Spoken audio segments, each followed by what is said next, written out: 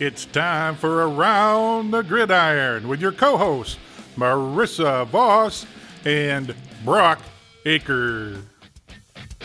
What's up, guys, and welcome to another episode of Around the Gridiron, the last one with Brock and I in it, Super Bowl kind of episode. So, Brock, how are we feeling? Is it like surreal? You're like, whoa, it's going to be the last episode for a while for you. Yeah, I might be able to come back here or there here in the off season, Okay. but it's going to be my last one for a while. But I'm excited to talk about the Super Bowl and capping off this odd 2020 season, 2021 season. Yeah, I would agree. Well, let's just dive right into it. Let's go Bills and Chiefs. We were both wrong last week. And I was thinking about it. I was like, I don't know why I chose the Packers because I hate them. But that was the fourth NFC championship that they lost in a row. Where that's a different thing, but that I don't know why I did that. But and the Bills forsake me. But I guess the moral of the story is when Mahomes is down and there's a thing that goes off and he just becomes amazing because they blew the lead. They had 9 going into the second half. And that's not a huge lead by any means, but you still are looking a little stupid when you are ahead by that much. And then all of a sudden, Patrick Mahomes, who had just got back into the game and was, welcomed, even though he had a concussion and he passed concussion protocol. So what do you think was going through, Josh Allen's and Stephon Diggs and all them's mind in the second half?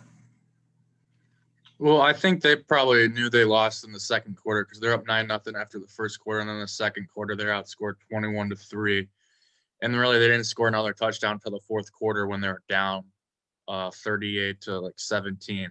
And the thing is, they kicked field goals. Again, you can't beat the Chiefs if you kick field goals. McDermott did that at the end of the second quarter, going into halftime, and then right away in the third quarter. I know that sometimes you have to take the points because last week there was a situation where, what team didn't take the points? They didn't kick, and they kind of got screwed. That was the Packers. Okay. Yeah, so in that situation, maybe he saw that game and was just wanting to get the points. But Patrick Mahomes is going to score touchdowns, and you're going to have to score over 30 points to beat the Chiefs.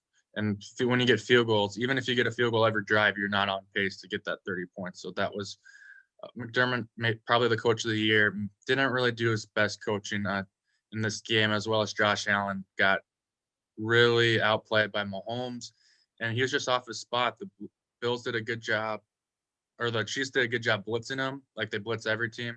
And Allen didn't do anything in the first game. Again, they only scored 17 points when they played earlier this year, and now 24 this game. But really, if you take away that muff punt where they got the ball at the 2-yard line, that's another 17 points. And this is one of the better offenses in the NFL. I think the thing that's underrated, the Chiefs, because you got Patrick Mahomes, Andy Reid, Tyreek Hill, Travis Kelce, is no one talks about their defense. This defense is for real. Tyrann Mathieu, great. Chris Jones, Frank Clark, Sorensen's flying around. I really like this Chiefs defense a lot, and that's why they could be good for a long time because they have the coaching and the quarterback. With this defense, it's Steve Spagnuolo has been nothing short but amazing here to help lift this Chiefs team.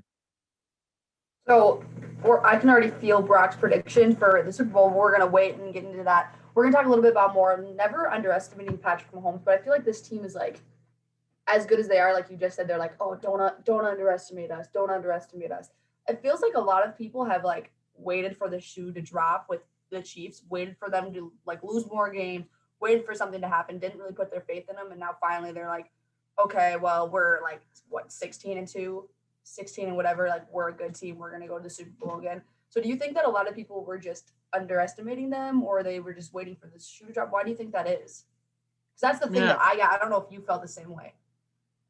Well, especially the bettors, if they bet on Chiefs games this year, the Chiefs rarely ever covered their spread, meaning if they're favored by 5 points, they would rarely win by more than 5 points. And if you look at the games down the line here, so I just pulled it up.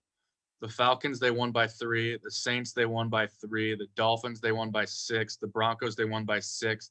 The Buccaneers, they won by 3. The Raiders, they won by 4. The Panthers, they won by 2.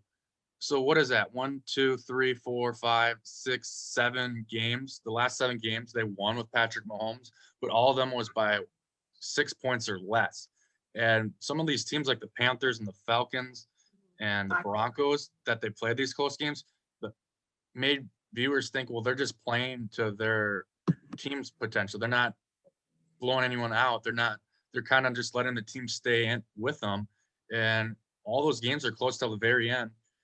I thought that's why I picked the Bills, that the Bills were a really good team, and if the Chiefs let them do that, the Bills are going to take advantage. And finally, the Chiefs would lose, like people maybe thought, because they've been playing so much close games, and finally they're going to lose, kind of like the Seahawks did at the beginning of the year. They're playing in so many close games, and then all of a sudden they turn for the worse because you can't win them all. But the Chiefs against the Browns, they dominated them pretty good before Mahomes got hurt.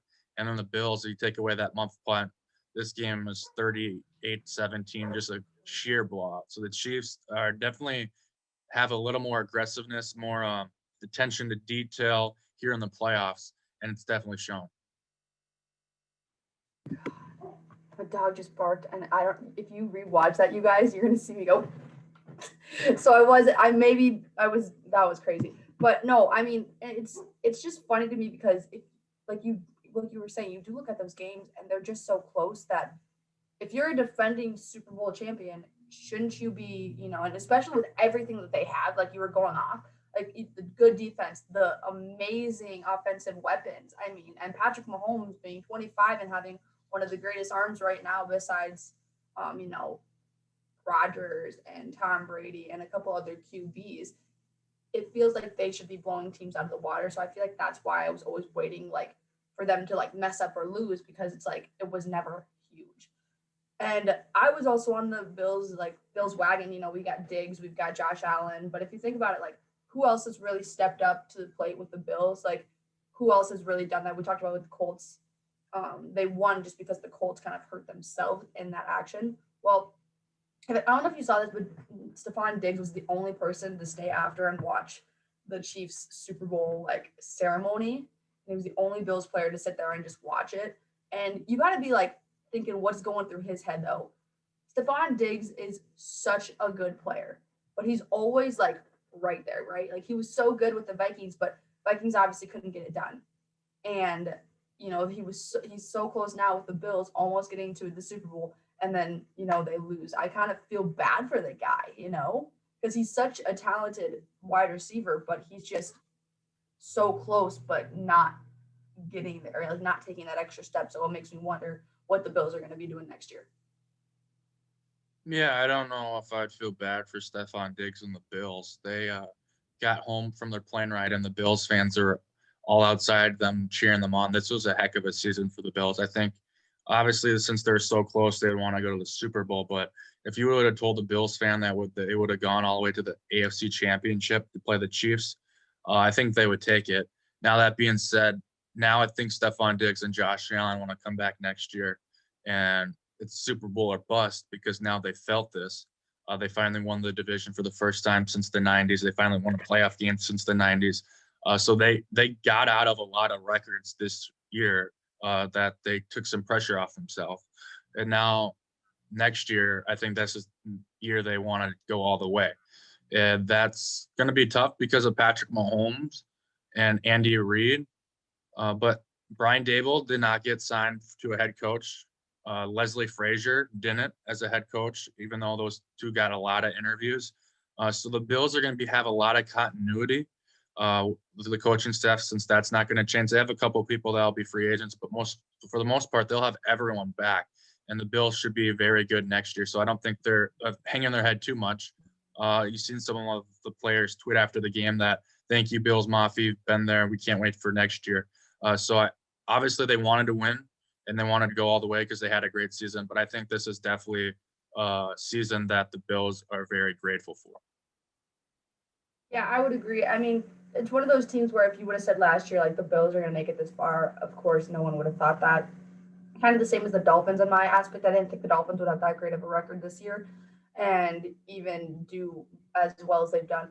There's a couple people, though, going into the offseason that you're worried about for where they're at.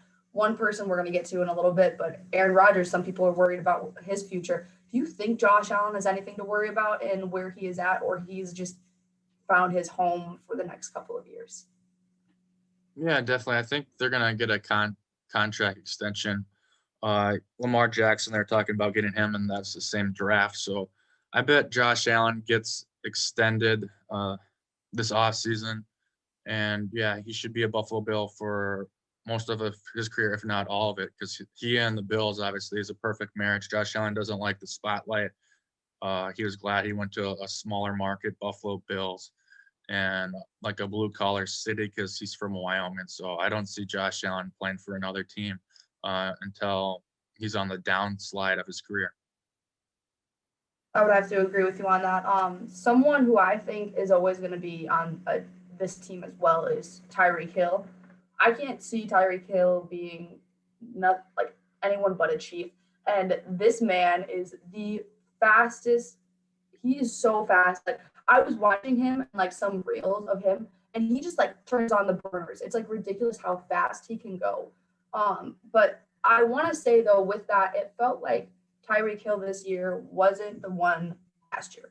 He and the AFC championship game, kind of we saw old Tyreek Hill. We saw, him turn on the burners, him go and run these routes, just do all these great things. And there were some games that he was really shiny, but not like he was last year, because last year he was, I think, the most number one wide receiver in the league towards this point. And now obviously we had Stephon Diggs with that receiving yards. So I don't know. What do you think about that? I mean, do you think that he still has done really good? But I don't know. Yeah, Tyreek Hill had a hell of a year this year. He finally stayed healthy for the entirety, and he's been consistent. Usually he's more of all right, deep threat, and that's it. But this year, 15 touchdowns.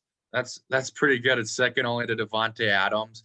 He had over 1,200 yards receiving, 87 catches. He's never going to be that possession receiver, kind of like Michael Thomas. But 87 catches is getting close to that. I probably think that'll be his highest. But if he stays healthy for the whole year, this guy's going to put up numbers as good as anyone, especially when you have Patrick Mahomes and Travis Kelce. I think for Travis Kelce's sake, I think Patrick Mahomes helps him, but I think Tyreek Hill helps him so much. If the Chiefs didn't have Tyreek Hill, I don't think Travis Kelce would lead the league in receiving because people can actually focus on him a little bit more. But right now with Tyreek Hill, they have to put a safety over top and double team Tyreek Hill so they don't get burned, like you talked about his speed. So that opens a little bit up for Kelce. So it's just a perfect marriage on offense, and that's why the Chiefs' offense is probably the best maybe in NFL history. You can probably maybe argue maybe going back to Peyton Manning when he threw over 50 touchdowns, or Tom Brady when he threw over 50 touchdowns. Maybe those two are in the conversation. But I don't know, Tyreek Hill, Travis Kelce, that's pretty hard to beat.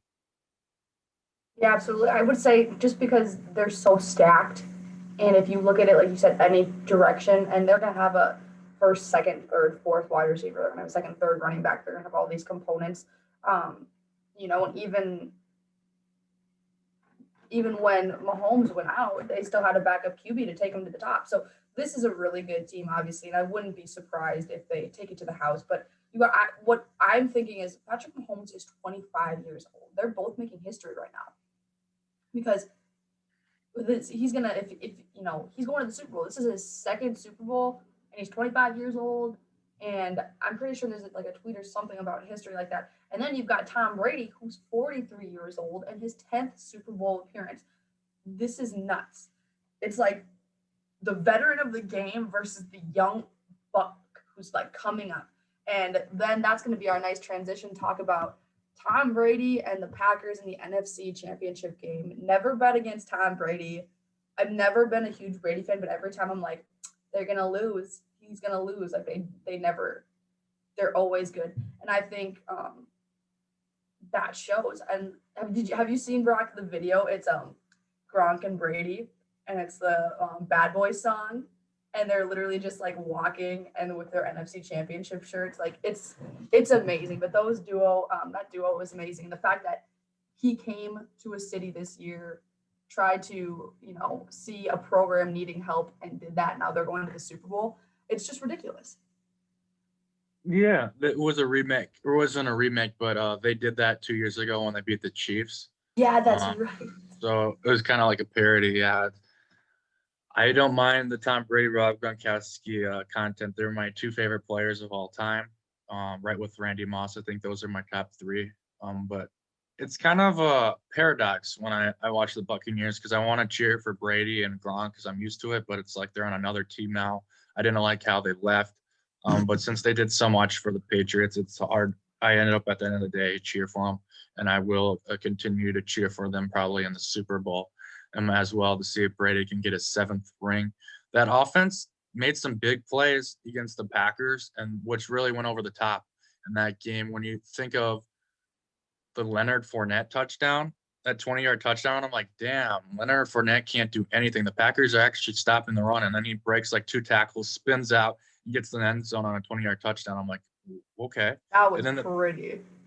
and then at the end of the first half, I thought they should have not gone for it. 32 seconds. If you don't get it, Aaron Rodgers is at midfield with a timeout, and they could get a touchdown. And you already have a Exactly. 14-10 lead, and they go for it, and then they get a touchdown.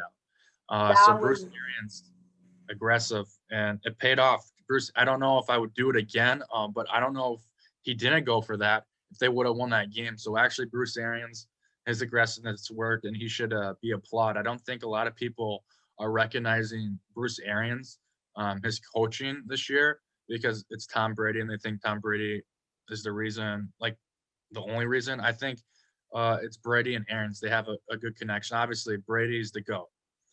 But you still need a coach in the NFL, and Bruce Arians and then what Todd Bowles is doing on defense is nothing short of amazing. The Buccaneers offense has not been good these last 2 weeks. Brady 3 picks last week before that, he didn't turn the ball over, but he didn't move the ball at all. This defense is legit. JPP, Shaq Barrett with 3 sacks. You got Devin White, Levante David, and then that secondary. What was that, Whitehead? Forcing that fumble against Aaron Jones. He got banged up. Winfield didn't play. So that's going to be the storyline to watch is that those two safeties, Whitehead and Winfield, will play. Carlton Davis has been playing good on defense. Burton Murphy or whatever that cornerback is that had a pick six. Dominican Sue. McDermott Sue, another lineman. Ventavea is back. Like this defense is for real. Crazy. A legit coach. So that's the thing. The Buccaneers and Chiefs, you think of their offense because they're 2 top 5 offenses, but the Buccaneers defense is ranked 9th this year, and the Chiefs is 10th. So this is 2 top 5 offenses and 2 top 10 defenses with some good coaching. It's going to be a hell of a Super Bowl. Yeah, it's just crazy to me because with the game, the NFC game, there's just so much to compact with it because for me, and I think everyone was like probably like in the Packers' favor, right? But that touchdown but I also want to talk before I get too ahead of myself. Tom Brady in the first half versus Tom Brady in the second half were 2 different players, 2 different Tom Bradys. Tom Brady in the first half looked like not to be rude, but looked like a Super Bowl contender. In the second half, he just looked lost. And he did still do good, but like it was a definite difference between the first half and the second half. I mean, he threw more interceptions, and that was because the defense was pressuring him more, which is completely understandable. But those things, I thought that the Packers could come back. I mean, they were making a run for it. They were really going for it. And then they had that whole debacle, which we talked about, where they went for a field goal instead of going for a touchdown. And, it was 4th down. And what do you do? Like, why wouldn't you go for that? Because that was the game, right? He ultimately made that decision. Nagy did, and no, LaFleur did. And that costed the game. Like hands down for me. Like, and we were sitting there watching the game, and it was a Packers fan, hardcore, my brother's best friend. He was like, yeah, that's it. It's done. So do you think that could have been the biggest mistake that a coach has made in an NFC championship or LaFleur has made?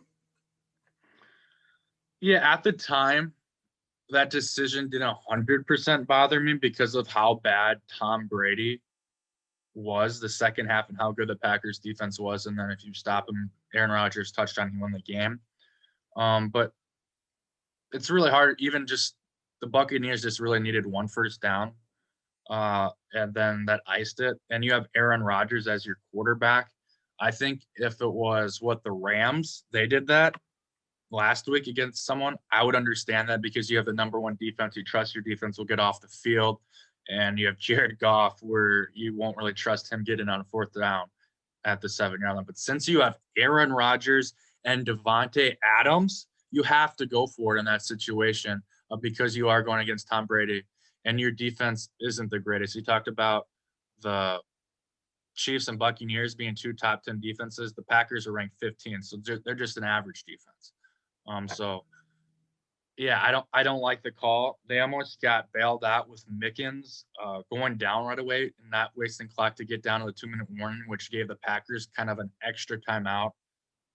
But yeah, that wasn't a good decision. LaFleur definitely got out coached, and I know some Packer fans that just say he has some just dumb moments where you just don't know what he's thinking when he's making decisions. So LaFleur definitely stock went down, and the thing that surprised me the most, and what I think the biggest reason was that the Packers lost, was their offensive line. Shaq Barrett, 3 sacks. Aaron Rodgers, he played a hell of a game for having to get the ball out like in 1 or 2 seconds. They were rolling out. He had to get out of the pocket right away and throw it on the run. And he made some crazy passes just make it look easy, where a lot of quarterbacks I don't think would have scored anywhere near to 26 points like the Packers did. Like if Jared Goff or an average quarterback was the quarterback on the Packers, they might not even score 10 points because Aaron Rodgers was pressured every single play.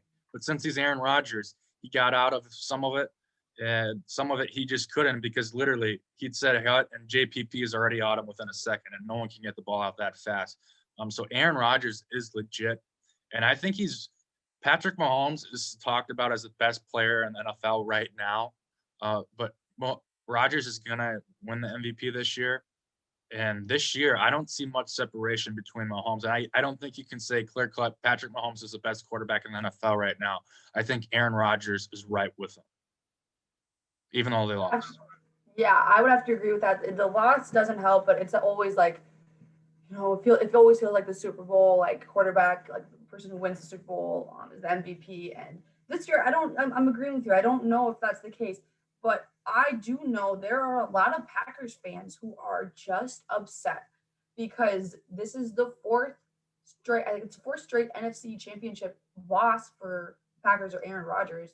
And you got to look at that and think, you get to the point where you're this close, right, to Super Bowl, and you've only won 1 Super Bowl in 2010, was it, for the Packers, and you're this close every single time. You've got a good team. You basically always win NFC North, and then all of a sudden you can't do it in the final rounds. You can't get to there. So a lot of people are wondering if Rodgers is gonna be there next year.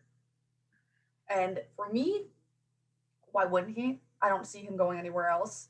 I think that fans are just upset, and I think that that's not the case because imagine Aaron Rodgers playing for anyone but the Green Bay Packers. It's not really realistic. But do you think that they're, kind of like fans are just being fans, or do you think that there is some truth to that matter? Well, it's all about what they think Aaron Rodgers is going to do. I think the Packers want Aaron Rodgers back. I think their fans want Aaron Rodgers back. But does Aaron Rodgers want to be back? He said he's going to be back next year, but he said it's a business, so you never know 100%. So I think, quarterbacks like Drew Brees and them are taking the time to think if they want to come back and play another year. I think Aaron Rodgers is definitely playing, obviously, next year, but he's thinking if he's going to request a trade or not. Now, I don't think he's going to do it because he's got maybe the best receiver in football on his team, Devontae Adams. You still have a good running game. And when Bakhtiari comes back, overall, that offensive line was good this year.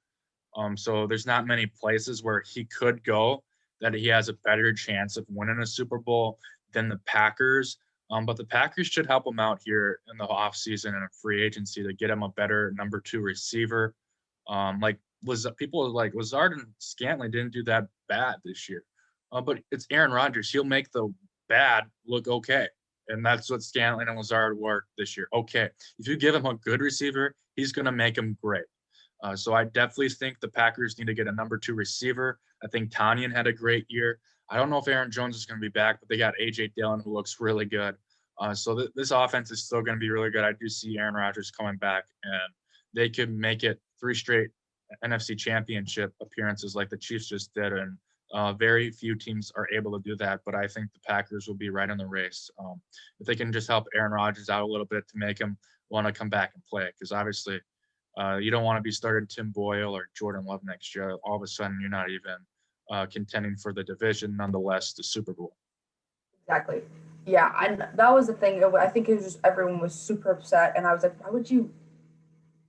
There's no way that you should do this because he brought you this far. And yes, does it stink? But that also you have to look at who you're playing, right? Like you said, like the Packers are the 15th defense. You've got a really good defense, and it's Tom Brady. Just because he changed teams doesn't mean he isn't one of the best QBs in the league and in the history of the league. Like he is a very good QB, and if there's anyone that would turn around a franchise, it's him and a program. So with on that, he is 43 years old. He's going up against Patrick Mahomes. Do you think age is going to be? I probably know your answer to this, but I just want to get your opinion. Do you think age has anything or will do anything? I mean, like you said, you've seen in the second half that Tom Brady has gotten more fatigued, and then Patrick Mahomes gets more lights up and gets going. So do you think that that's going to be the case in the second half, where you have Tom Brady maybe making a little bit more mistakes than he made in the first half, and then Patrick Mahomes lighting it up, or do you think that won't happen at all?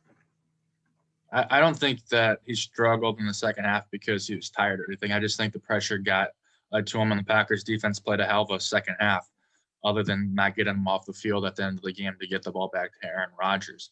So, yeah, it's going to be talked about, like you see the gif of Yoda and then Baby Yoda as GOAT versus new GOAT. So it's fun to talk about. But TB12, his methods work. Tom Brady, you don't look at him as, okay, he's an older guy, he's getting washed up. No, he's still playing as good as football as he's ever had. So I don't look at it as the age thing. I think it's going to be a heck of a game, two good quarterbacks. And that's all I really look at it. It's two of the best quarterbacks of all time going at it. And it's just going to be a great Super Bowl. So I got a stat for you that blew my mind a little bit. I think it blew a lot of people's mind. Patrick Mahomes will play in 2 Super Bowls before ever losing an NFL game by more than one possession. The last time Mahomes lost by more than one possession was November 19th, 2016 versus Iowa State. That's crazy, especially when in the NFL he's through his third full season. That's a lot of games against NFL. There's no easy out. So that's pretty impressive. Yeah, that's a great stat. I did not know that. Yeah, it's ridiculous. I saw that and I was like, what? Like, I think that it's just crazy to me because for me, like you said, it's his third straight season. I'm like, I feel like Mahomes has been in the league longer for some reason. You just think that because he has done so much in such a little amount of time, right? Like, you just look at him and think he's got to be in the league longer. Like, there's no way he wasn't, but he's still really young. I mean, he's only 25 years old. That's younger than my brother, and he's gonna play in 2 Super Bowls, right? Like, you got to think about these things. And basically, like you said, Baby Yoda, young Yoda, we got an old young goat and old goat head to head. Couldn't be any better. So, talking about this Super Bowl predictions breakdown, who do you got winning the Super Bowl this year? I feel like, you said you were rooting for the Bucs, but you've been on the Chiefs bandwagon praising them. So who do you have winning? I'm going to take the Kansas City Chiefs in this one. Steve Spagnuolo, defensive coordinator, had Brady's number. If you go back to when Brady had his best season with Randy Moss and all that, when they were a 16-0, 18-0, and then they lost to the Giants and Steve Spagnuolo's defense and only scored 14 points. I like that matchup. I think the Chiefs will win in kind of a lower scoring game than people think. I got them winning 27-20. I would have to agree with you. I know we said don't ever bet against Tom Brady, but she agrees with me. But I just can't. I got it. There's too much the Kansas City Chiefs have for offense, defense, quarterback, everything. There's no way that they can't come out of this with a win, especially and you got to look at Tom Brady and you got to look at what he has. But I think maybe I would a little bit like Mike Evans, obviously, and you've got Leonard Fournette, who playoff Lenny is different than any other Lenny you will ever see. But for me, it's just those are the things that I'm I'm looking at, and I've got to look at the Chiefs taking it. Yeah, I think I want to say this is going to be a high scoring game because we talked about these 2 top 5 offenses. And the thing is, the Chiefs, they don't have their top 2 tackles. Fisher and then Mitchell Schwartz is probably going to be out. And you saw how good the Buccaneers D-line got to Aaron Rodgers. I think that could be a problem for Patrick Mahomes. What the Chiefs do good, though, is they run a heck of a lot of screens and jet sweeps, which causes the defensive line to not be able to go upfield as fast because they have to play for that. So I think they'll be able to slow that down just enough to get them to win. But then I told you about Tom Brady against Steve Spagnuolo. He hasn't had much luck against him. So even though it's Mahomes and Brady, I guess I'm getting to my over-under. But I don't necessarily think it's going to be 2 years ago when Brady played Mahomes on Sunday Night Football with the Patriots and Chiefs, where it was like 43-40. I don't necessarily see that happening. I've been really bad on my picks, though, so it could happen, I guess. I've been pretty awful, so I wouldn't bet what I'm betting, to be honest with you, because I think everyone knows how I've been good in fantasy football, but these picking games is just not my thing, I guess, this year. Yeah, it's hard though, because this is why football, there's kind of a gambling aspect of football, is because it's so, you don't know what's going to happen. You don't know who's going to go off. You don't know who's going to have a good game, who's not. So these things, obviously, it's very hard. I think next one we're going to look at, you've already mentioned this, but Mahomes or Aaron Rodgers for MVP. You said Aaron Rodgers. I would probably have to agree with you on that one, but do you think that, do you think that's true? I mean, like I said, a lot of these Super Bowl quarterbacks who go on and win it, or just even go in it, win the MVP because they took their team that far, and that's kind of how it is. Do you think that's how it's going to be this year, or is that kind of not true?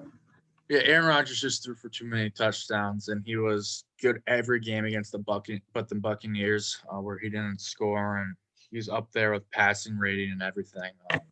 And Mahomes just didn't have the numbers necessarily to compare to Aaron Rodgers. And it's not like, yes, Mahomes was the 1 seed and had the best record in the NFL, but the Packers were number 2, and they were the best in their conference as well. So I think it's probably not going to be unanimous, but I would vote for Aaron Rodgers. I have to agree with you on that one. So we're going to go and kind of go into top receiver, running back, who we think is going to be obviously the best at the position when it comes to that time. I'm going to go, Brock, who do you think the top receiver is going to be? Just like who gets the most receptions or who gets the most receiving yards for either the Chiefs or the Buccaneers? Who do you think is going to be the one that excels the most for receiver in this game?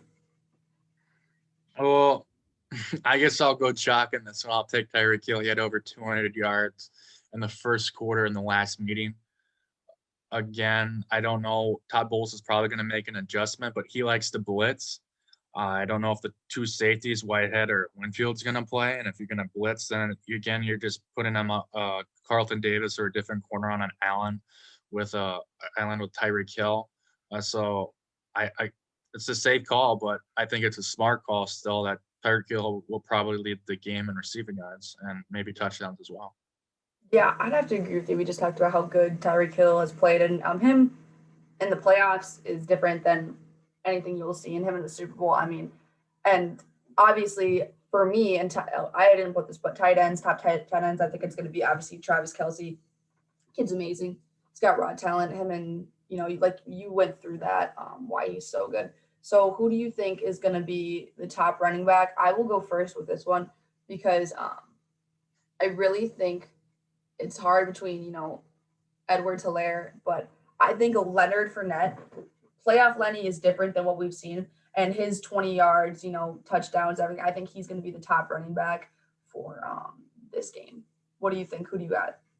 Yeah, I definitely think the leading rusher is probably going to be for the Buccaneers, unless Michael Hardman or Tyreek Hill get a jet sweep for like 70 yards and a touchdown. Possibly, I don't see a lot of rushing yards this game. But with that being said, the Buccaneers front 7, their D-line and linebacker core is not going to let any running back for the Chiefs, and we don't know who's going to lead them in running carries because it was Darrell Williams last week. It's going to be Clyde Edwards-Helaire or Le'Veon Bell next week. I don't know. But the Buccaneers, they're in a committee too. Fournette had 12 carries last week. Ronald Jones had 10. I'm going to say if I had to guess, I'd probably go with Ronald Jones just because he's got an extra week now to get that quad back. And when Ronald Jones was healthy, he was one of the better running backs in the NFL. Obviously not in the Dalvin Cook, Alvin Kamara top 5. But I think he is bottom 10 or that next tier or two as one of the better rushers in the NFL. So I'll say Ronald Jones leads the Super Bowl in rushing yards this year. I think so. We're just going to go on to, we're not going to go into the next question because this is going to lead into our over under. But what are you most looking forward to this Super Bowl? Is it different than any other Super Bowl we've seen, do you think, or just two of the best going at it?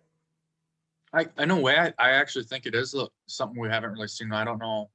I guess I'm not that old to go back, but I don't think there ever has been the GOAT going against what a lot of people think might be the new GOAT because Patrick Mahomes is still so young. If he wins this, he's on 2 Super Bowls. He's actually on that pace of what Tom Brady's crazy success is if he wins this year.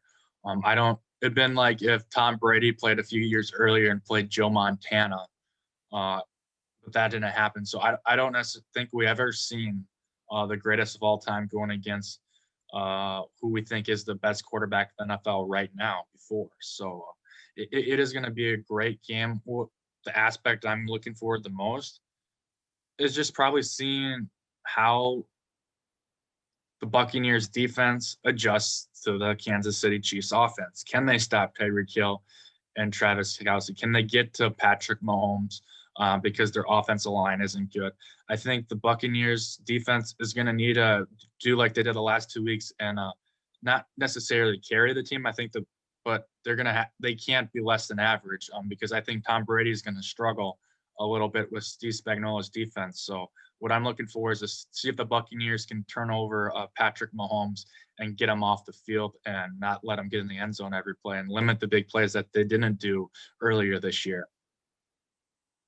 I'd have to agree with you on that. I'm just excited to see, these two. And I'm not a huge Tom Brady fan, but for me, when you go from, and I'm not a Patriots fan either, but when you go, the amount of respect I have, and, I always denied, I was like, he's not the GOAT, there's this and this. Like, the amount of respect I've gained from him taking what he did in New England, going to Tampa Bay, and just rebuilding and doing what no one has done to that franchise is just something that you gotta recognize. And that, for me, I'm really excited to see these two great quarterbacks, defenses, offenses, everything go head to head. Because a lot of the time, sometimes I'm like, this team shouldn't have been in the Super Bowl. Like, this team shouldn't have been in. And these two teams, I think, definitely deserved and made their way. So with that being said, we're going to get to the best segment of the show, the over-under. And Brock, take it away. Yeah, the Super Bowl is a betting machine. There's so many bets, so many just weird, odd bets that you don't see in any other game because they show the national anthem, the coin toss, all the festivities. And so we're going to do the over-unders on that where a lot of people might be placing bets. Again, disclaimer, don't listen to what I said. I've been very off this year, but it's still fun to go. And I know listeners like to play the game themselves to see how they rank. They've probably been beating me most of the year, but it is fun. Over, under. That being said, national anthem, which will be the first event for Super Bowl Sunday. It's going to be by Jasmine Sullivan and Eric Church. And yes, people bet on this, Marissa. A lot of bets that get you, it's in the thousands that bet on the over-under Really? national anthem for Super Bowls. Yeah, that's a big, big thing. And the over-under is weird. It's at a pretty strong still number. It's not like 1 minute 43 seconds. It's right at 2 minutes. So over-under, Marissa, 2-minute national anthem by Jasmine Sullivan and Eric Church. Well, I love Eric Church, and I feel like he would want to pick up the pace a little bit. But I also think that you got to look at this TV, right? And you can't tell me that, because I work in TV, you can't tell me that someone's like, drag out the national anthem every single time. They're like, we need you to drag it out. We need clips of everyone. We need this. We need that. It's because it's a production. So I got to go the over on it because I think that the TV is telling them, you have to drag this out as long as possible. And then of course when you have a girl singing, they do all their riffs and all their and they like literally like make it unbearable. Like, do you remember, this isn't for the Super Bowl, but do you remember when Fergie sang the national anthem for like All-Star game, for the NBA. Yeah, oh my God, that was the worst. And I got a story quick. I was covering Sports Extra for hockey last Friday, and I'm sitting there like, okay, national anthem. I'm like, okay. And the rendition of Fergie comes on where she's singing the All-Star. They took it from YouTube and they played that. And I felt so bad because I wanted to laugh because like it was just, I haven't heard it since, and it was just ridiculous. But like it's the national anthem. So I was just sitting there like under my mask, like, why would they choose this song? So I think that national anthems kind of are just like, obviously they're for our country and we love our country, but why do they have to be so long? And why is there so many riffs? And why is it dragged out to be something that it's just, sing it, pay tribute, go play some football? So you're going to say over. Yep. I'm actually going to say over too. I think they probably have done it before where there's two people singing it, but I feel like if they're each going to have like a solo during it, there might be a little time exchange. I don't know music at all, but I'm just going to say over at that aspect because there's two people. You'd think that they'll probably sing at the same time on some of it, duet, but I don't know. It's music. Well, I'm not good at music, so I'll just say over as well because I don't know. Over. Hard because like these two haven't, like I know music, so these two haven't really sung together, I don't think. Like, well, Eric Church is a solo person, like he does everything, and he's not in a group or anything. Like if it was like Lady Antebellum, like Lady A, or Van Perry, they would all sing at the same time because that's their dynamic, right? And maybe one would sing and one would do background, but these two have never really sung together, so I don't really know. I'm wondering with the betting insiders, like how they just know like betting. Everything's a gamble, so you can't know for certain. But like, I don't feel confident betting on that. Or the next over under, another prop bet, heads or tails, which gets bet on a lot for Super Bowl Sunday because you get to watch it. I'll go first on this one. I'm going to say tails. The games I've seen as tails has usually been the call, and it's been working. And for some reason, the odd reason, it seems year by year, there's usually heads or tails. One of them is the majority. I think this year it's been tails, so I'll just keep it with tails. They do heads or tails. This is so funny. I have got to not agree on you because every time we would agree, we would get it wrong. So I'm going to go tails with this one just because I feel like it's always like prominently people want to do heads and then they forget about tails, and it's usually the other case around. So I'm going to go tails. So we're both the same with first two. Okay. You picked tails? Yeah, I picked tails. Oh, no, I'm going heads. I can't do the same as you. Okay. I thought you picked heads. No, I said tails because I think it's been majority tails this year, and I'm going to. I apparently cannot hear. That's all right. So you got heads, I got tails. That's all right. I'm going against you. I'm going heads. Good. I actually kind of have I feel much confident on tails than I'm over under. Okay. Good. We can't pick the same. Okay. We'll pick the Kansas City Chiefs and the Bucks are gonna win. What was that? I said we both picked the Chiefs and the probably Bucks are gonna win. That's just how we do. We agree on it and it doesn't go the right way. Yeah, I think any team can win this game. I actually feel a little more confident in the Chiefs than I did last week because mainly I just picked the Bills because I kept on picking against them, and I've always lost, and then I finally pick them and they lost. So I think next year I might just pick the Bills to win every game. Hopefully that makes them struggle. But this game, I don't know. I just like how the Chiefs match up against the Buccaneers unless the Buccaneers have some perfect plan where they can finally fix Tyreek Hill.